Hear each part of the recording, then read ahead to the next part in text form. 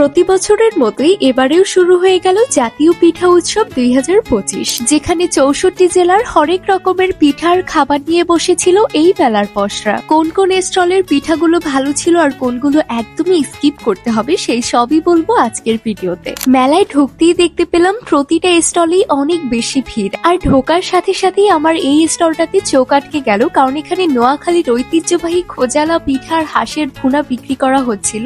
এরপর ছিল বাহারি রকমের অনেক ধরনের পিঠা, যেমন খিরসা পাটিসাপটা, বাদামি নাড়ু, পুলি পিঠা, মেরা পিঠা সহ অনেক কিছু। আর এই সন্দেশগুলো দেখতে এত বেশি লোভনীয় লাগছিল, তাই নিজেদের লোভ সামলাতে না পেরে আমরা এখান থেকে দুইটা সন্দেশ নেই। একটা হচ্ছে ইলিশ সন্দেশ আর একটা গাজরের সন্দেশ, আর দুইটা খেতেই খুবই ভালো ছিল।